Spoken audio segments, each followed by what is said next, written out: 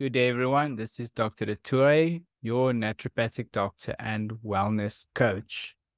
Today is the 1st of January, 2024. Man, how did last year just fly by? And into this year, I realized that most of you, my audience, is setting themselves a lot of different goals. And I am sure that many of you are prioritizing your health and well-being, setting some health goals like improving your fitness, losing weight, having a sexier, more beautiful body. And those are so praiseworthy and commendable. Unfortunately, I realized that most people on that journey fizzle out within the first month of January or the first couple of months. I know for a fact that the statistics are for, the different gyms that they see a lot of members joining in the beginning of the year. And then within a couple of months, they just stop going to the gym altogether. In fact, the gym membership allows for, I think, a third or two-thirds more members than the gym can actually accommodate, because they recognize that that is the amount of people that actually end up not going to the gym altogether. So how to overcome this obstacle of good intentions fizzling out and people not reaching their goals on the journey? To backtrack, to give a bird's eye picture of this story, in the beginning of 2022, I had a couple of my friends wanting to compete in the half Ironman in Mossel Bay. It was the first year that half Ironman came to Mossel Bay that year. And many of my friends were saying they wanted to join it and complete it. Some of them even saying they wanted to do it as a group, taking part in different of the disciplines. One person would cycle, another person would run, and another person would swim. And all of this momentum made me decide, yes, I wanted to compete. And actually, I wanted to compete on my own, but it would be the momentum is some of my friends, many of my friends saying they're going to join and compete in the race made me sign up. All of them, every single one of them, of those friends, actually end up not signing up for the half Ironman altogether. But I had set it as my vision and my mission to compete in it. I love challenges and I love experiencing new things. And during the course of that year, I came into the discipline of exercising 4 to 5 times a week, having to go see massage therapists, biokineticists. And as my approach usually is, I haven't been in my life mostly a naturally disciplined person. Those are skills that have been hard fought and hard learned. And as that year develops, as I usually go with my journey, it's like a steam train, locomotive, lots and lots of energy to get that train moving, slow to start, get faster and faster in the end. Takes a fraction of the energy and it goes faster and faster. And that was pretty much what my year went like. Meaning, I started exercising, but the closer it became, 6 months before the actual race, coming up to 3 months before the actual race, I started actually implementing the training programs and started seeking out the fitness coaches and triathlon coaches that I actually needed in the beginning of the year. And thankfully, my ass was in gear in that 3-month section, which is the make it or break it section, whereas I settled into the pattern and was thrilled by the different experiences of the different sports. And not even just competing and learning to ride a road bike. I haven't even been mountain biking for years since I was a child. Having to learn how to ride a road bike, having to learn how to competitively swim, which I also haven't done since I was in high school. Well, no, actually primary school. You're much younger. Yes. And running was my main thing. I've always been running. And not even that, I also started becoming quite a fanatic about weight-based training to strengthen and support my fitness and training program. All of it to say, I completed the half Ironman successfully and it was one of the best experiences of my entire life. But it was hard, fought hard, won, lots of grace along the journey.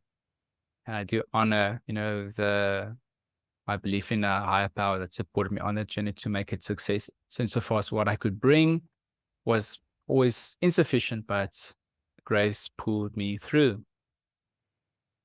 So I'm talking from a place of experience when it comes to taking on health and fitness challenges and completing them. And not even to mention the other fitness and health challenges that I've taken on during my career. So I understand what it feels like and means when you have a vision of what you want to do and what it takes to complete it. And I'm going to be leading a group of my audience through how to optimize their health and well-being towards achieving that ultimate goal. Because in the end, the fitness challenge or the race, whatever you want to call it, for some people is a means to an end. But I want it to be a journey where you are actively enjoying not just the actual final thing, which you may or may not complete, but every step of the journey, because you have a core value, a core identity that you've already decided upon. And every moment of that journey means that you have already completed the race, completed the journey, because of the joy and fulfillment that you're finding in the present moment of doing the activity. And one of the things that I have a special focus in is how to remove obstacles towards that fitness or health journey or health transformative journey. Because on that journey, unfortunately, many people, because of not focusing on the holistic health approach or the 7 pillars of health, the 7 foundational aspects of what you need to be thriving in your physical body, they encounter roadblocks and obstacles and stumble and fall, literally, injuries, or many, many types of physical pains and disabilities, be it knee pain, back pain, low energy, so many things that rears its ugly head, so it would seem. And I've been in the space to help, as a naturopath, especially in my training, to work in the field of which is one of the core foundations of naturopathy. Prevention is better than cure. So it's much more easy for me to identify what are the things to look for, because we are only as strong as our weakest link. And in fact, when we are competing in these types of races or fitness challenges or working towards them, the so-called weakest links in the chain come up. And that's a blessing. One of the greatest blessings you'll ever have is taking what was in your blind spot in terms of your health weaknesses, health challenges, and bringing it up to the front.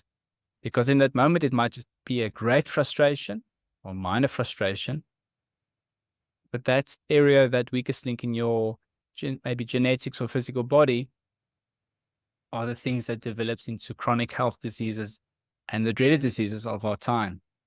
The C word that I won't even mention on this video. And when you understand that those are not actually the diseases, or they are a form of dis-ease, they are in fact a symptom pointing out there's something going on deeper underneath. Look underneath the hood of the car, look at the engine, go deeper, what's happening? And using that analogy of the car, what type of fuel you're putting into the car? Because every single one of us have a super powerful Formula One Ferrari, and what type of fuel you're putting into that car? Are you putting in that super octane type of fuel? Or are you throwing maybe literally, like as it would say, sugar water in the engine? And many of you might know what happens to an engine when you throw sugar into just a normal fuel of a car. And what can your body actually achieve when you put in the right fuel?